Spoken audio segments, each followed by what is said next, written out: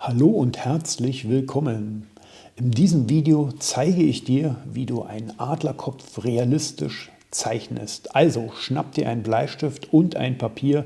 Das Video ist ein Ausschnitt aus dem Zeichenkurs Vögel zeichnen Teil 1 der Adler und nach dem Trailer geht's los.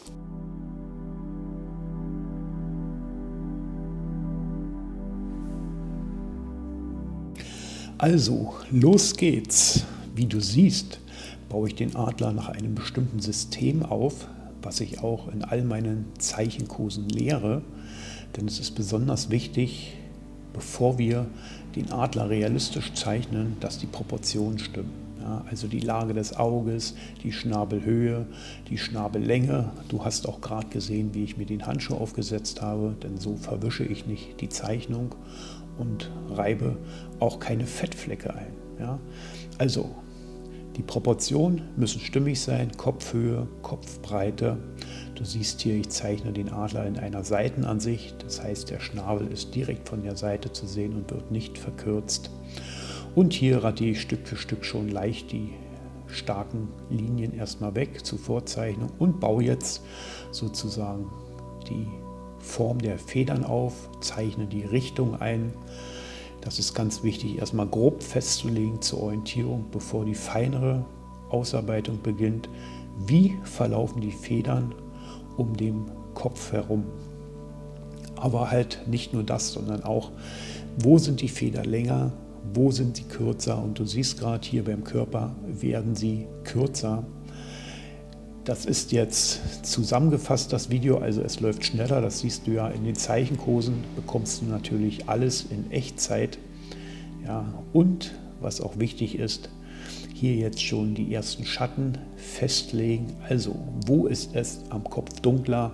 Das Auge liegt wie bei uns Menschen in der Augenhöhle, deswegen ist es dort dunkler. Natürlich ist die Unterseite des Schnabels auch dunkler und in den Zeichenkursen sage ich auch immer, von welcher Seite kommt das Licht.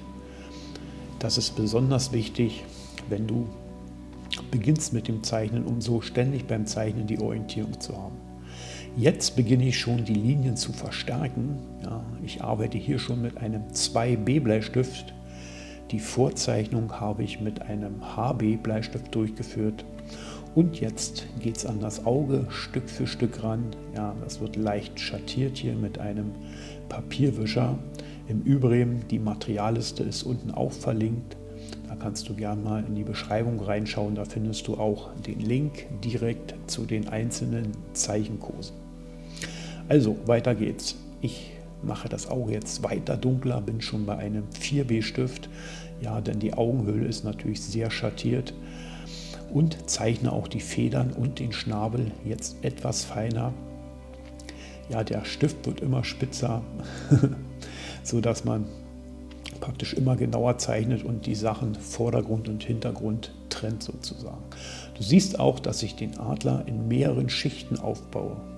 Sei es jetzt am Schnabel oder jetzt oben in der Kopfpartie. Ja, eine Schicht zeichnen, die ein wenig verwischen und eine zweite, dritte, vierte Schicht rüberlegen.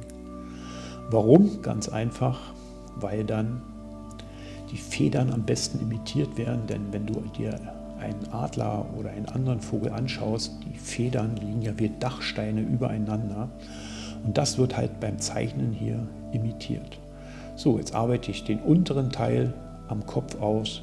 Du siehst, dass die Federn dort etwas größer werden. Ja, zum Körper werden sie dann letztendlich noch größer. Und da ich hier einen jungen Weißkopfseeadler zeichne, der wird erst im 4. Jahr der Kopf richtig weiß. Die Federn, ja, ist ja noch ein wenig gefärbt oben. Aber unten das Federkleid, das ist braun bis schwarz. Und deswegen setze ich auch jetzt hier schön den Kopf ab, damit man wirklich sieht, die Grenze zwischen Kopf und wo der Körper beginnt. Ja, das ist wichtig für diese gesamte 3D-Einstellung. Ja, und jetzt zeichne ich sozusagen immer feiner die Federn, arbeite einzelne Partien aus, beziehungsweise betone einzelne Federn, sodass sie den Eindruck erwecken, es ist ja immer eine Illusion, über den anderen Federn zu liegen. Ja, also diese Dreidimensionalität, von der ich spreche. Wenn du den kompletten Adler mit mir in Echtzeit durchzeichnen willst, dann ist der große Zeichenkurs Vögel zeichnen Teil 1 der Adler bestimmt etwas für dich. Du erhältst über 30 Videos in Echtzeit und zusätzlich das Workbook mit den Übungsblättern, auf denen du mit mir mitzeichnen kannst. Den Link findest du unter dem Video in der Beschreibung. Ich freue mich riesig, wenn du meinen Kanal abonnierst und wir gemeinsam deine Zeichenkunst nach vorne bringen. Wenn du Fragen hast oder mir Feedback zu dem Video geben willst, schreib es mir doch bitte in die Kommentare. Bis dahin wünsche ich dir eine gute Zeit.